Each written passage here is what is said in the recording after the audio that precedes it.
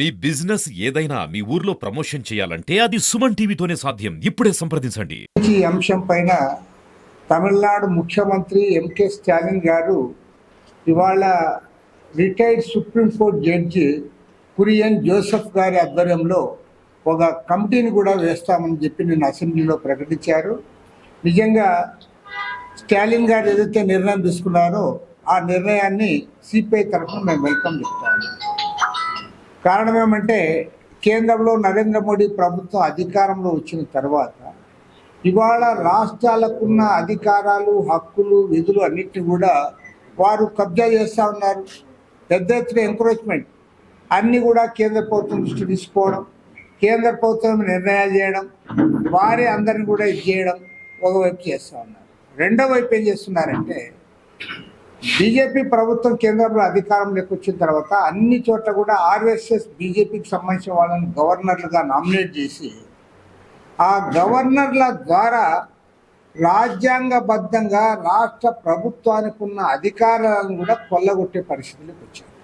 వాళ్ళు ఎంత దిగజారి ప్రవర్తిస్తూ ఉన్నారంటే సాక్షాత్తు రాష్ట్ర అసెంబ్లీలో వాళ్ళు బిల్లు పాస్ చేస్తే అవి గవర్నర్ ఆమోదానికి పంపితే అసలు గవర్నర్ ఆమోద ముద్ర వేయకుండా సంవత్సరాల పర్యంతం వాటిని తొక్కిపట్టే పద్ధతి నిజంగా ప్రజాస్వామ్యంలో ఏనాడు కూడా చూడలే. గతంలో కూడా గవర్నర్లు కొంతమంది అత్యుత్సాహంతో లేదంటే వారు ఈ ఇష్టానుసారం ప్రవర్తించిన వాళ్ళు కొంతమంది ఉన్నారు. కానీ మరీ ఇంతగా తమిళనాడులో అయితే 5 ఏళ్ల పాటు రాష్ట్ర అసెంబ్లీ పాస్ చేసిన బిల్లులు ఏవైతే ఉన్నాయో ఆ బిల్లులకు ఆమోద ముద్ర వేయకుండా గవర్నర్లు తొక్కిపట్టారు. దానిపైన ఇటీవలనే సుప్రీంకోర్టులో కూడా వారు తీర్పు చెప్పారు. గవర్నర్ చాలా ఎక్సెస్ చేస్తూ ఉన్నారు, ఇది కరెక్ట్ కాదని చెప్పి కూడా సుప్రీంకోర్టు చాలా స్పష్టమైన తీర్పు ఇచ్చింది. సుప్రీంకోర్టు తీర్పును కూడా మా పార్టీ స్వాగతించింది. కాబట్టి ఏమంటే ఇవాళ దేశవ్యాప్తంగా వీటిపైన చర్చ జరగాలి. ఎందుకంటే కేంద్రానికి అధికారాలు ఉన్నాయి, పార్లమెంట్లో మీకు మెజారిటీ ఉంది, కాబట్టి మీకు కేంద్ర ప్రభుత్వం ఓకే. కానీ అదే మీరు ఎట్లయితే ఎన్నికయ్యారో రాష్ట్రాల్లో కూడా అసెంబ్లీలో ఎన్నికయ్యారు కదా, మరి ఎన్నికైన ప్రభుత్వాలకు కూడా వారికి హక్కులు ఉంటాయి కదా, వారికి బాధ్యతలు ఉంటాయి కదా, వారి విధులు వారు నిర్వర్తించుకోవడానికి మీరు అవకాశం ఇవ్వాలి కదా. అట్లు కాకుండా మీరు ఏదైతే చేస్తూ ఉన్నారో దీనిపైన దేశవ్యాప్తంగా చర్చ జరగాలి.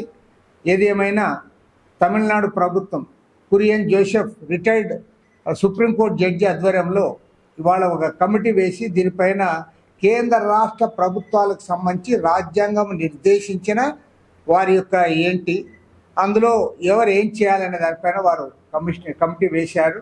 ఆ కమిటీ నివేదిక అందరికి కూడా ఉపయోగపడుతుంది. దీనికి వెల్కమ్ చెప్తా ఉన్నాం. దేశవ్యాప్తంగా భారతదేశంలో ఫెడరల్ రాజ్యాంగం అమల్లో ఉండాలని కోరుకునే వాళ్ళందరూ కూడా, ఎందుకంటే ఇది ఫెడరల్ రాజ్యాంగం, రాష్ట్రాలకు ఉండే హక్కులు రాష్ట్రాలకు ఉంటాయి, కేంద్రానికి ఉండే హక్కులు ఉంటాయి.